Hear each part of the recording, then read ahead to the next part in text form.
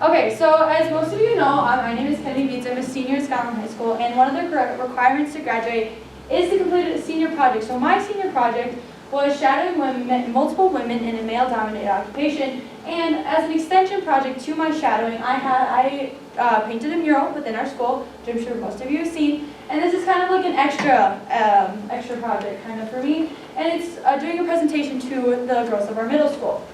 So I am involved in multiple extracurricular activities in our school, football, studying, volleyball, basketball, track, National Honor Society, oral interpretation, play, and student council. So being a part of our community and being a part of our school's activity is huge to me. I think you guys should participate in everything you can while you can, because you realize as a senior how fast it really goes.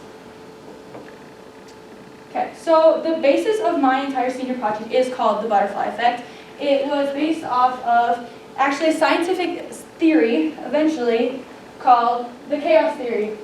In short, the butterfly metaphor was created by Edward Lorenz, who tried to emphasize that small changes or minor changes can create big differences in the future. That kind of relates into the ripple effect, which I'm sure most of you have heard. If you drop a small stone in water, ripples appear. So that small stone relates to you guys, relates to the person's actions and the decisions they make in their life. And the ripples that the stone causes are your actions and how they affect the world and the people around you. So that's kind of like a simple explanation of the butterfly effect. Now, the butterfly effect was not originally called the butterfly effect. It was keyed by Edward Lorenz's famous quote. It says, "If the flap of a butterfly's wings can be instrumental in generating a tornado, it can equally well be instrumental in preventing a tornado." So obviously we know that a butterfly's flap of its wings cannot directly cause a tornado, but his explanation of it was that, how do you know? There's so many endless possibilities that the flap of that butterfly's wings is an example of the impossibilities within our world. So a big reason why I decided on this project was, creativity. I was able to express my creativity and be myself through this project. I'm obviously presenting myself here to you guys. I want to be a role model within my community, and obviously the creativity I expressed in my mural was huge to me because not everybody gets to paint a mural in the school, and I was so happy and so grateful that I was able to do it. Leaving a legacy behind, again, that mural is my legacy on the school. A lot of people may remember me from being the senior or maybe scoring 1,000 career digs in volleyball, but the legacy I want to leave on Scotland is, being that big role model, being the person who was a small part of a big piece. So that's kind of what my butterfly represents, is my butterfly was that small part, which I hope to impact multiple of you guys and our community members as well. Motivation and inspiration kind of go together. I want to be an inspiration and like a motivator to you guys. I want to be that person you guys look up to. I want to be that role model. And then again, positivity. I want to be that role model that creates a positive atmosphere that, really accentuates on positivity within the school and community as well. So starting, I, again, shadowed women in male-dominated occupations. The first was our awesome agriculture teacher, Miss Kaufman. She is the current agriculture teacher at Scotland High School, and during her time here, Ms. Kaufman has shaped the way of agriculture as how it's taught, how it's learned, and how it's understood. So during my visit with her, I got to shadow Tori Dvorak's SAE project. An SAE project is basically something you do over the course of your FFA career, and you kind of work on it. You will log hours, you will log your money, like a financial journal of it. And so I got to see her bottle calves and then her garden and what her daily duties are for each of those. And then along with shadowing each of these women, I asked them a series of 20 questions. Each of them answered 20 of them. And so I kind of picked out the one that stuck out most to me to each person. So I asked Ms. Kaufman, what do you love most about her job? She says she loves teaching you guys. She loves being that person who is there and sees the light bulb moment when everything just makes sense. So helping students achieve their goals is one of her biggest achievements, and she is so proud of doing that. Second person I followed was Amber Guthma. A lot of you might know her. She was a former Scotland resident who has moved to Volga, South Dakota, and is working on creating her own custom concrete pieces. So a lot of the pictures I've shown, there's like succulent holders, there's little letters out there. She also makes concrete jewelry. So it kind of just shows you like the overall roundness of concrete and how she shaped it into what she wanted it to be, not necessarily what everybody thinks it is, like a slab of concrete on the ground. So during my visit, I was introduced to various concrete sculpting techniques, new knowledge of the art of concrete, and a variety of intriguing ways to use concrete for normal everyday objects. So, you know, once I got done with this, I was really into looking to start like a concrete craft. I was like, wow, that is an awesome hobby that I could have. I might not want to go into the concrete business someday, but it's definitely a hobby I want to partake in, and it's so cool, and you could make the pieces as unique as you want. So you can see in like the second picture on the left, there's like this big mold almost. That mold ends up being the flower pot underneath. So we would mix the concrete all up and put it in that mold. I asked Amber who her inspirations and mentors are. She said Rebecca Fuscarda. She is an amazing concrete artisan. You guys can look her up. She has a web page and she has a Facebook page in which she shows you the full extent of her concrete artisan abilities. She has her own full crew. She is a woman who owns her who has a full concrete crew who works under her. So Amber was super motivated by her achievements and goals and definitely wants to be like her. And she said that young women can also look up to Rebecca as well. The third person I shadowed was Sheila Gestring. I am going to USD next year and I'm going to major in chemistry. So she is the president of the University of South Dakota. She has played a pivotal role in stabilizing the university's financial position while developing innovative financing plans for new facilities across campus. So during my visit, we were in multiple Zoom calls debating COVID, because at that time COVID restrictions was really a big thing in the colleges. We toured the campus and talked about the future of USD and what her plans were for that. I asked Sheila, did you grow up in a small town? The president of USD grew up in Avon, South Dakota. She obtained her kindergarten through 8th grade education in Springfield and went to high school in Avon.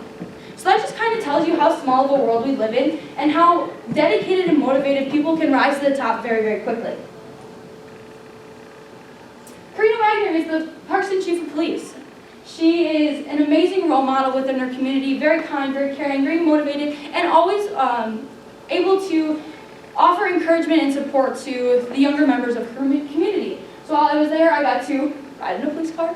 It was pretty awesome. And we just kind of, drove around town, watched the different activities that go on. She kind of explained to me what she does in her daily job and kind of like the paperwork behind it and different things like that. I asked Karina, define a great leader. What are some traits you think great leaders possess? She said, I think a great leader has to have the ability to listen, to compromise in any situation, to understand, and to respect.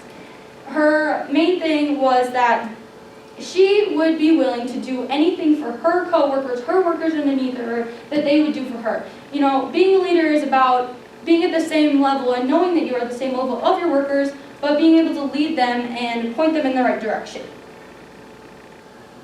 Then I followed Janelle Weber, who is an entrepreneur. She has started her own cleaning business and works through Mitchell, South Dakota. She is a proud small business owner, and it was a very hard time during COVID when it all started because, as most of you guys know, small businesses in COVID restrictions, very hard to keep their occupation going. So she introduced me to a variety of new cleaning techniques. Not many that I needed to know. Organizational skills, her friendly employees. She chose some of the best employees. I met so many people who were so happy to see me, learn about my project, and tell me different goals and achievements they had worked through in their lives. So I asked Janelle, what do you love most about your job? And she says, I feel like I'm living the American dream. And each person's American dream is different, but she said, it's like I'm not even working. So a little quote she kind of reminded me of, if you love what you do, you'll never work a day in your life. And I think that's a really big thing you guys can kind of take away from each of these women, is that they found something they wanted to devote themselves to, and were very motivated to find that job. So I don't know if a lot of you guys know this, but I did get to shadow Christine Ohm. She was an extremely awesome lady, and although I did only get to spend about 15 minutes with her, my time with her was so impactful, and she is such a great role model for not just our state, but the members and residents of it. So during my time there, I actually got to step in on the intern picnic, which is at the governor's mansion. It's on their patio, and normally a patio is about 1/5 of this size. But it was so fascinating to meet all the people within that picnic, and then I also got to shadow other state officials that she thought were also in male-dominated occupations. So I asked Christina, what is your favorite quote? What keeps you going? She said, life is tough, but it's tougher if you're stupid. So she talks about earning that education, being participating in everything you can, learning from your experiences and mistakes. And she, kind of hinted that it's a Midwestern mindset. So a couple more people I visited on my trip to Pier. Jessica Filler was at the top right on that side, the little square over there. She's the legal counsel for Bureau of Administration. Laura Ringling's the big horizontal picture. Legal counsel for the Department of Social Services. Marsha Holtman's the one right under in the small square. She's the secretary of the Department of Labor. So fun thing, we just took our NCRC test, which is a National Career Readiness Certificate. The Department of Labor secretary signed that certificate. So I know the lady who signed my NCRC certificate. So that is so cool how a small visit, a shadowing visit, I got to meet that lady, and she has now signed my certificate, and I am so grateful to be able to say, hey, I know her, I've met her. And then finally, it was Amanda Doherty Carter. She is the Senior Fiscal and Program Analysis for the Legislative Research Council. Again, I needed a mentor for my butterfly because I'm not a muralist. I do crafts in my free time. I'm a pretty crafty person. A lot of my classmates and students around me know that. But I did need some supervision and kind of like a push in the right direction. So the Parks and Art teacher volunteered her time to help me with it. She and I spent about 4 hours together.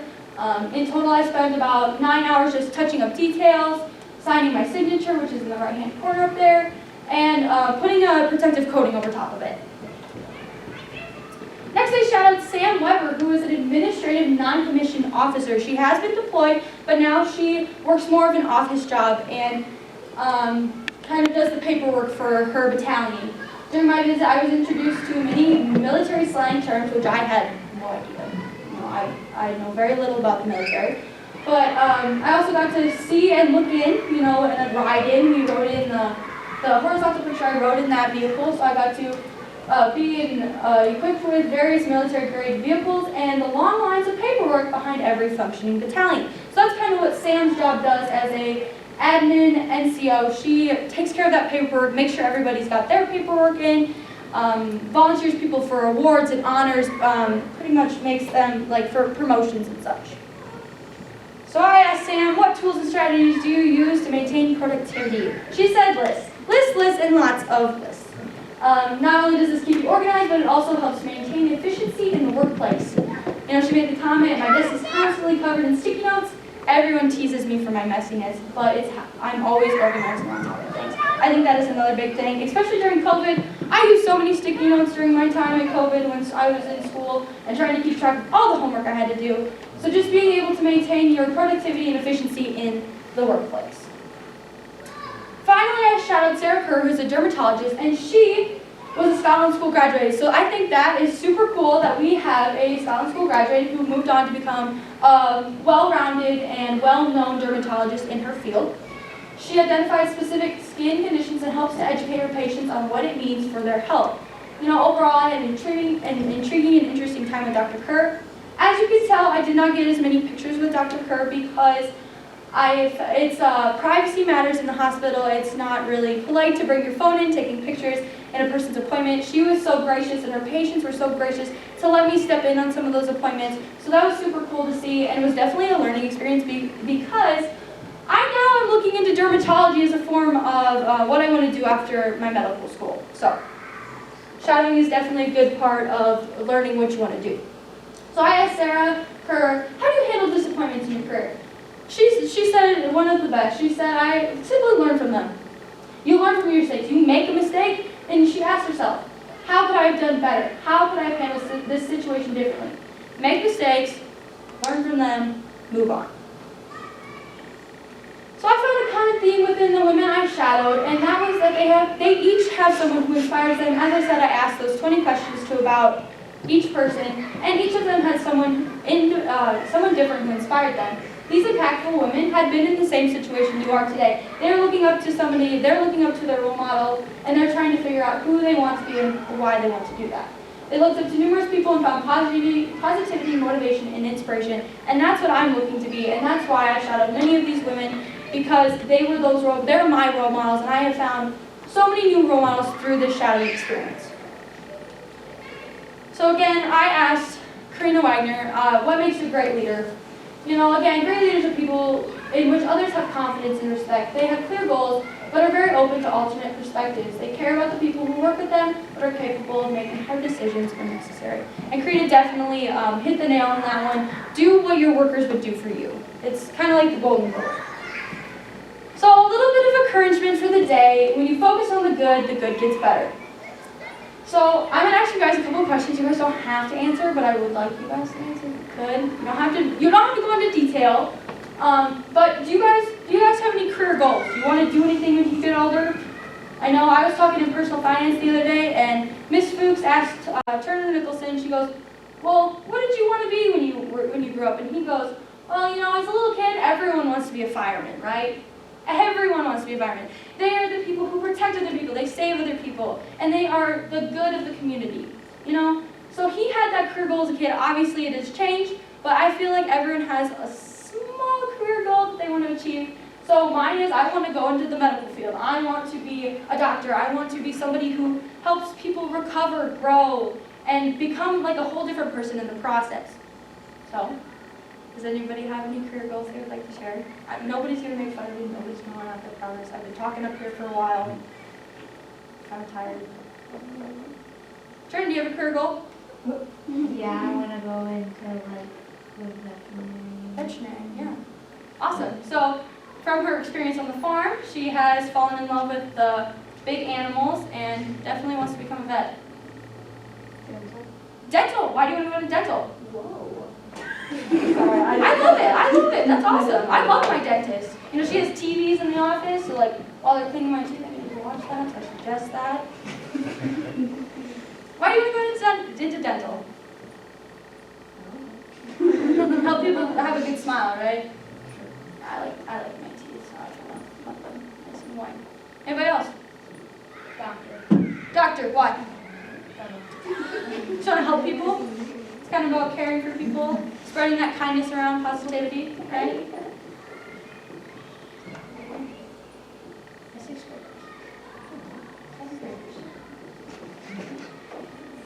Anybody want to go to the military? I have to. You have to. Do you want to? Are you excited to? Kind of? Maybe? Alright, what about like the police force, firefighters? No? None of those? Let's see. Did anybody find a new career that they are interested in my PowerPoint? Yes? Yes? No? Yes. You find a new one?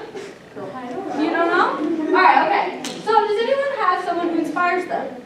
Right? Well, we're talking about role models. My role models, I found so many new people through this presentation. I found so many devoted, motivated, inspired women who have just taken a hold of their goals and gone with it. So those people are definitely inspirations to me, and then again, my family, my friends, they are always encouraging, always supporting, and my community as well, teachers and staff, so supportive. Anybody have an inspiration, role model? You could say your dog. I have a new one. You. That's what I wanted. Out of this presentation, I definitely want to become some people's That was role models. absolutely wonderful. Anybody have one that they want to share? No? That's okay. Okay, so the last question is, does anyone have a certain way to maintain positivity? I know I kind of talked about being positive as, you know, not necessarily being happy all the time, but having a optimistic point of view. Having that half glass is full instead of half glass is empty, you know, kind of thing. That is a huge part of my day-to-day thing. I have a quick question. You guys can kind of guess. How many quotes do you think are in this PowerPoint? You got 10? Do you know How many quotes do you have? 10, 15? Do you know those numbers? I do know the number. Do you consider 17. the quotes from them a quote? No, just the ones that like when you focus on the good gets better. There's a couple here and there. 14? I'm saying 23 because that's 18 quotes. Oh, 18 quotes. all my fun. Yours is close. Okay, so Oh, you that is another way of how I maintain positivity. When you focus on the good gets better. That may seem like some simple form of words, but I find quotes as a way to express my emotions in a way that I can't necessarily describe them all the time. I guess my mom brought up, when I kind of showed her my PowerPoint, she brought up this little rock that I have in my car. I don't know why I have it in my car, I don't know how I got it in my car, but basically it's just a flat rock, and it says, I am. Okay, so this may seem really weird, but basically that rock is supposed to symbolize, like whenever I look at it, whenever I grab it, whenever I see it, I'm supposed to think, I am great, I am amazing, I can do whatever I want. That's just a form of positivity and motivation for me. Seems kind of silly, seems really weird sometimes, but it's just to kind of remind you that you are good, you are amazing, you are such an awesome person. So does anybody else have any ways that they maintain positivity? Take notes? Sweet, yeah, for sure, like definitely. Taking notes and maintaining a nice busy schedule, I definitely feel positive about that because I participate in almost everything. Getting that schedule, making myself organized, definitely makes me a lot happier and a lot less stressed out, for sure. Anybody else? No? So then, kind of want to go into goals to set, motivation gets you going and habit gets you there. So these are just 12 simple goals to, be kind, be caring, be humble, be proud. And I bolded and made it a little bit bigger than the rest, but be you. Be you, do you, for you. This is probably the biggest goal of my whole presentation, biggest thing you guys should take away is just be yourself. The women that I've shadowed, they were themselves, they found motivation, devotion, and they took that and ran with it and became the best version of themselves. So that's definitely something I want you guys to take away. And so obviously my whole project revolves around the butterfly. Stage of the butterfly. Just when the caterpillar thought the world was over, it became a butterfly. I think that quote is so lifting, so positive, and definitely just makes you think of change as in a different point of view. So the caterpillar teaches us the wisdom of constant and incremental evolution and offers the promise of flying. So basically the caterpillar teaches us that change is good. The cocoon teaches us about wanting to feel safe and comforted. It's about withdrawing from harshness, pulling up those walls around you, hoping that'll keep you safe. And the butterfly has been a symbol for a very long time for transformation, a thorough change in the form of appearance or character, usually for the better. So again, the butterfly effect. My painting may not seem small on the wall, but it's definitely a small change in the big picture of things. One of the things Miss Betty kind of pushed was that signature. It may seem really small, it's right in the corner, you can barely notice that it's my name, but she was so adamant on me putting my signature on this. It seemed kind of weird to me at first, like I didn't really know why. Then I realized that my signature marks that I did it, that I made this possible, I did this. I should have the motivation and positive mindset to put my name on it, to show everyone that I did, that I'm proud of it. So I think that you guys need to really take that into account and start taking responsibility for a lot of your actions. Just, yes, I did that and I'm proud of it. Like the good things you do in life, definitely be proud of those things. So I just want to thank you all for sitting in on my presentation. During my senior project, kind of like getting it all together, I wanted to do this presentation. It wasn't, I have to, it's I want to kind of mindset. I wanted to give you guys this presentation. Technically, I didn't have to do this extra presentation because my mural is my extension project, but I wanted to. I wanted to make sure you guys know that I'm proud of you, your school's proud of you, your community's proud of you, and that you can go out and do whatever you want if you spread your wings and fly. Okay? Are there any questions?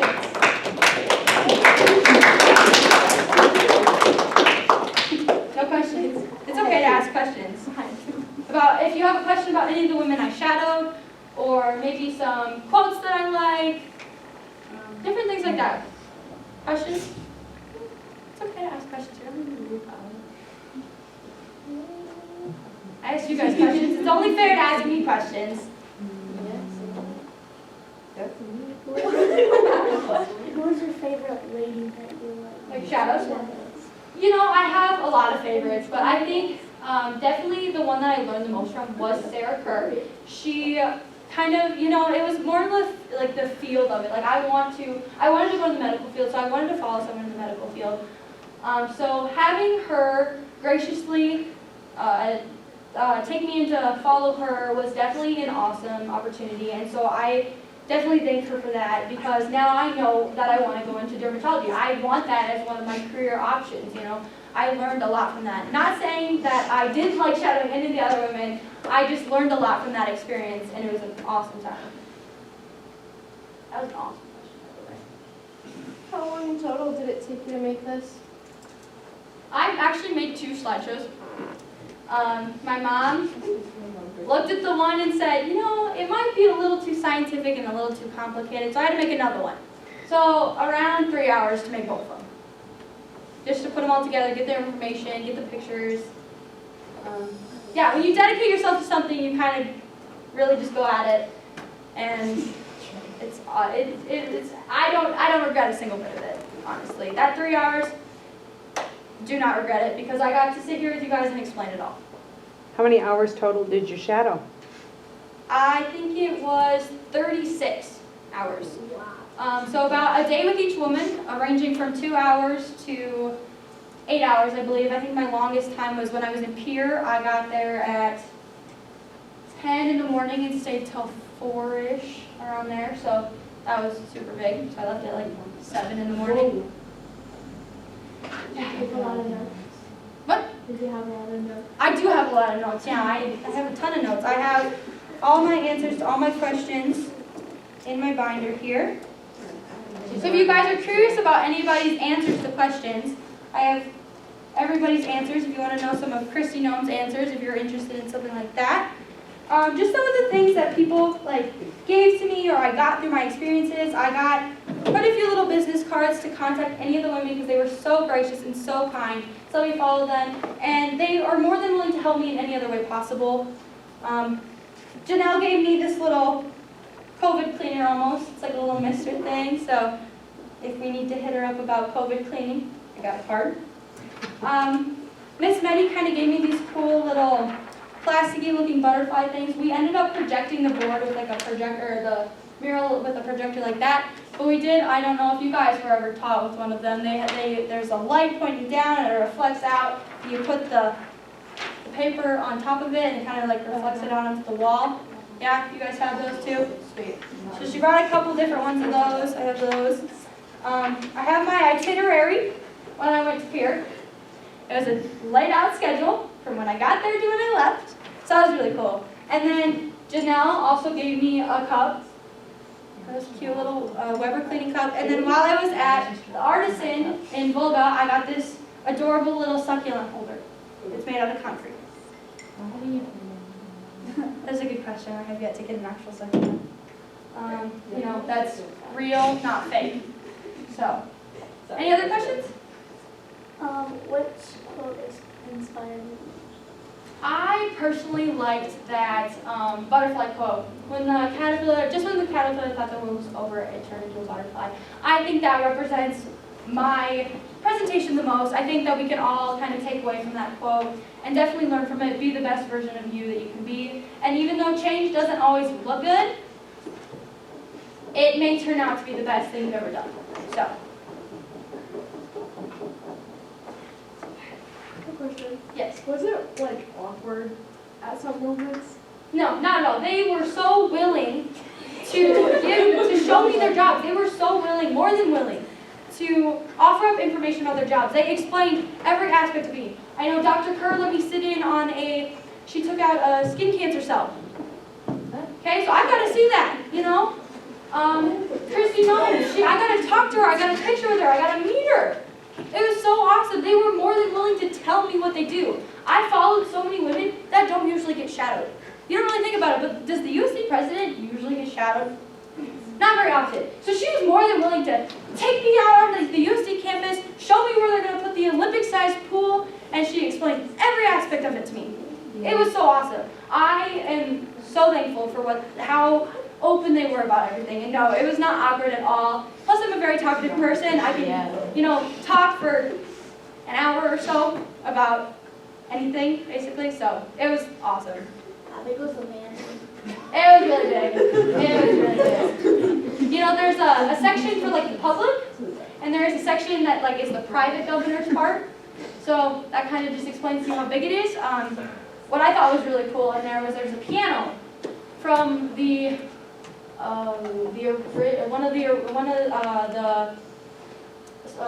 want to say like the original governor. It was a really pretty baby grand piano. I do piano as well, and so that was just really cool to see how old it was and how awesome it looked, what the condition was in it. Everything in there is super South Dakota related. There's like a buffalo head in there. There's a teacup set from, again, one of the original governors. Just different stuff like that. Didn't get to play the piano? I did not. Yes. Okay. Any other questions? No? Awesome. Well, thank you guys so much for listening in. You guys are